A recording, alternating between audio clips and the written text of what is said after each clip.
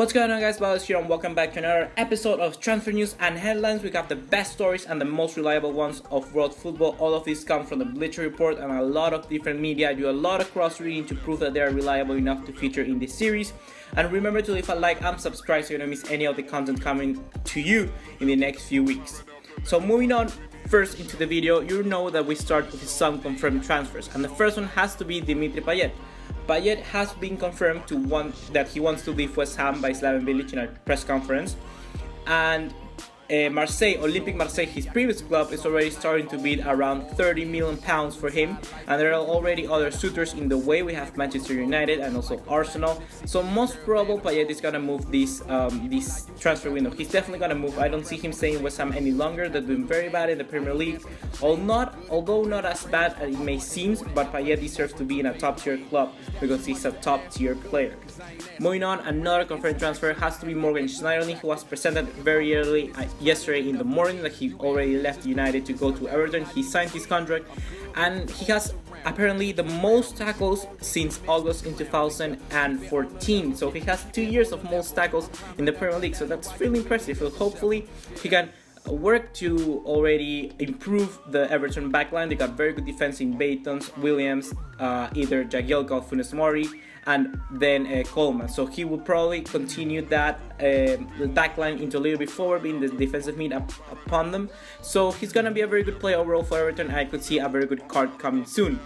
Next up, we got Tom Cleverley leaving this time Everton, going to Watford, and it is really funny because Schneiderlin came into United and then Cleverley left to Everton, and now he comes to Everton and Cleverley left to Watford. So basically Schneiderlin has a problem with Cleverley, or Cleverley really hates Sterling for that. Next up, we have Mate Caldara. This guy has signed for Juventus around £50 million on add-ons, and he's a very good young player. Although he doesn't seem here in FIFA, he has just been developing this year and he has a very good potential in career mode. He has 83, so probably a very good player for the future for Juventus. Probably looking upon the future what hold them, because they got Bonucci, who could play a little bit more years, and also they have this guy Caldara and then Rugani. So basically a very good backline, Italian backline for the next few years. Moving on, we have Holger Badstuber, who snapped completely out Manchester City. He went to Schalke, in a loan move, and Pep Guardiola is gonna be really mad because that was probably his main target for this season, trying to shore up the backline. But as I say, he has very injuries, so I don't know how he would fit very well into City. Now into our transfer rumors. The first one is Memphis Depay United having rejected a 21 or 13 million pound bid. Currently, I have seen that in different sites. Bid for Depay. Mourinho has said that he wants a little bit more for the player, and I could see definitely that because they're trying to sell him. And Lyon are currently the only club trying to buy him on a permanent deal. Other clubs want to buy him in a loan deal, and Mourinho doesn't want that. Moving on, we have Luciano Narsing, who has signed now for Swansea City. Okay, there's something wrong here because he needed to be before the 5. But okay, Luciano Narsing has signed for Swansea City and it's already a done deal for when I'm doing this video. And I don't know how it will work too much into the Swansea side because they already got good fielders in that position. They got Nathan Dyer and also the guy Barrow from somewhere in Africa, and he's very good although, but I don't see how he may improve Swansea a little bit more. Next up, we have Nicolas Gaitan, probably moving to Spurs. He only has featured twice or 3 times for Atletico Madrid this season, so he wants a little bit more playing time, and Pochettino is a very fan of the player. He's trying to get Gaitan into the squad, and he will probably add a lot to it, especially with Lamela long-term injury, so he could add a little bit of what Spurs have been missing from Lamela this season. And he will be a very good addition both in FIFA and in real life. Moving on, we have Patrice Evra almost agreeing a deal for Crystal Palace. I don't know how he may improve because Crystal Palace are also trying to get Jeffrey Schlupp, which is a little bit younger than, a lot younger than Patrice Evra. But Patrice Evra could be that player to try to help develop Schlupp in that player Crystal Palace wants. But to be honest, Crystal Palace, you shouldn't be looking for long-term like progress. They should be looking for results right now because they're really struggling in the bottom line of the table. Moving on, we have Hakan Çalhanoğlu, like I pronounce it, I don't know how exactly his name is, but Chelsea are trying to get Çalhanoğlu because a replacement of Oscar. Oscar left and now they have a lot of money to buy a center back, and also they want another center mid position. And Çalhanoğlu can play either at both wings. He could play at the left as Hazard, and a replacement, maybe Hazard gets injured or something like that, or he can also play a little bit below, like a Farias, but a little bit more attacking wise. Next up we have Manolo Gabaldini agreeing a move, a 20 million pound move for moving to West Brom, and he would add a lot to the squad. Probably could play as a second striker to what's his name, the Venezuelan guy, to he was in Senate, to Salomon Rondon. He could play a second striker to Salomon Rondon. Very good, because Sairo Berahino is trying to move away from the club, and also he has 6 months remaining of his contract, so he's probably gonna move to Stoke. Gabaldini could probably come in and add a little bit more than Stoke West Brom was missing, because Berahino didn't want to play for them. So he can add a lot. He has very good, decent stats and a decent card for FIFA, and I could definitely see him being used a lot more in a center forward position or a cam position in FIFA, because his stats are a little bit better for those positions. When we have Adam Lallana, this is complete BS in my opinion, but a lot of sites, including Sky Sports, trying to say that that Barcelona are interested in Adam Lallana, and this is really surprising because, well, there's not been a lot of links of Rakitic moving to City, but that's probably not gonna happen because Rakitic is almost in the verge of signing a new contract for Barcelona, and probably it's just the media talking, trying to get him a new contract, his agent, and Lallana probably could be seen as a replacement. I don't know. I've been really impressed from this guy when I've seen Liverpool play this season, especially I want to see how he performs against United tomorrow, but Lallana to Barcelona, I don't think he's the right move. I don't think he's a top tier player right now, although he could perform very good for Barcelona, being that kind of box-to-box midfielder that Rakitic was meant to be. But I don't see, but it wouldn't be a move that would disappoint me too much, but I just don't see it happening.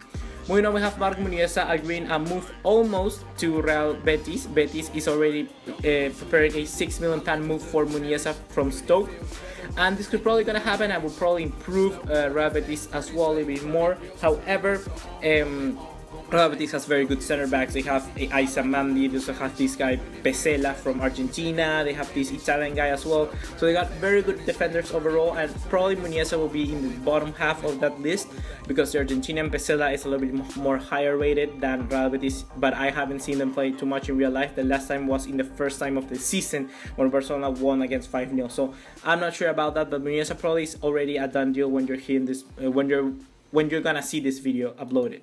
Moving on, we have Morgan Sanson. Yesterday, or the last transfer window, I commented that Morgan Sanson was probably heading to a move to West Brom or to Southampton, but now Watford has joined the race for the French midfielder, and he has very, very decent stats. I just bought him for a career mode for Swansea City, and he's doing wonders for me. He's really good going forward, and defending he's amazing. So he's gonna be a very good addition if he comes to the Premier League, both in real life and in game. In game, especially because probably in the next few years he gets a bigger upgrade, and he's gonna be just fabulous. Moving up, we have Valeri Germain almost agreeing to move to Southampton. The French striker hasn't seen his minute rise when he went to Monaco. He was probably being aimed to be the first striker. However, no one expected Falcao to come back from his deficit and play even better. Now Germain is wanting to move for more playing time, similar to what Manolo Gabaldini wants. And like I said in the last transfer window, Manolo Gabaldini went to Southampton, and probably Southampton saw that Gabaldini would move to West Brom for the degree and just got accepted, so they're probably gonna move for another striker, and this is gonna be Valeri Germain. Moving on, we have Andrea Ranocchia looking into a lot of clubs to move since Inter doesn't want him anymore. Inter are currently looking for a center back, and they're looking either for Luis Gustavo, which is currently playing as a center back for Wolfsburg impressively, so probably they want him in, or they're looking at other Italian defender. I'm not his name right now, I don't know him, but Ranocchia wants to get out there, and Inter want to sell him because Ranocchia has never performed really good for Inter. I have this friend from Inter, and he said yeah, Ranocchia is complete bullshit. He's really bad. So Ranocchia are looking for a move, and the first suitors are West Ham, but they also have a lot of clubs like Watford, like West Brom, Swansea. A lot of those clubs want Ranocchia as well because he's a talented defender. He's not the best, but he's gonna get a job done. Moving on, we have Niklas Süle. Bayern Munich has agreed a £50 million move for the German center back, and Chelsea, although made him his first target, he's probably gonna move to Bayern Munich. He will be the replacement for Hummels in the future, but both Hummels and Boateng are not that old, so I don't see why Sule will go there. He won't get as much playing time. He's gonna be in the last position. He's gonna be back from Javi Martinez and Boateng and Hummels, so if he moved to Chelsea, he will probably be starting 11 because John Terry isn't that like young, and also Cahill. So if I was Sule, I would definitely have moved to Chelsea, but probably he's going to go to Bayern Munich. Moving on, we have Simil Verisaco on agreeing a move to Inter Milan on a loan. Inter wants a loan move for Verisaco in Atletico Madrid, and he hasn't played that much for Atletico, and Atletico are willing to let him go. Inter has already seen to talk to his agent, but a transfer fee has to be agreed between both clubs, or a transfer loan fee. But I don't know quite sure how it works, but he would definitely be a very good addition for Inter. I bought him in another career mode for Inter, and he has performed wonders for me. So Verisaco to Inter could probably gonna happen. It will be a very welcome card, especially when you're playing those season matches and you want a new right back, because Inter are really lacking in that department. When you have Robert Snodgrass all in an 8 million move to Middlesbrough, and Middlesbrough, I don't know if Snodgrass will be the best position. I don't know how many people see him that good. I haven't seen too much about him, but apparently a lot of Premier League clubs want to snatch him up from Hull City, and Snodgrass to Middlesbrough could probably happen, but I don't see him really moving. He's old, and I don't know why somebody would move for him right now. But probably he's worth not that much, so that's why he's trying to earn a move, and that's why many clubs are looking into him. Next up, we have Simon Sasa agreeing almost, like it's an almost done deal. He's gonna go to Valencia. I know I've reported this before, but it seems that the move is almost gonna happen. Before it was a little bit more vague, but now it seems that's set on stone probably.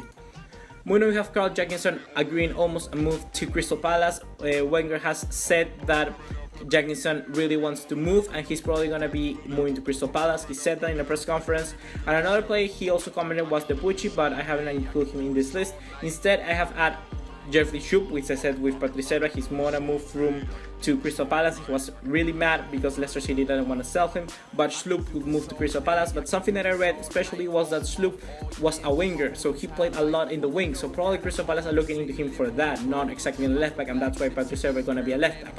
So probably that's a move for both clubs, very good, and especially for the player.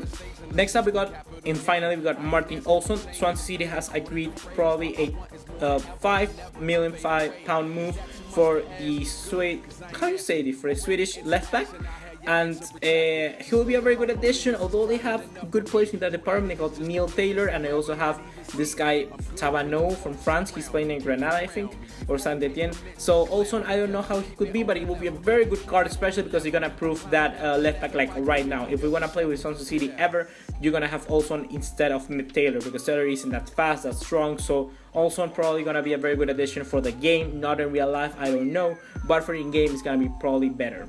So hope you guys enjoyed the video here today. We have a lot of transfer news coming up, and I'm gonna report it to you as soon as I can. Please remember to leave a like and subscribe so you don't miss anything in the channel, and see you in the next video. Ciao!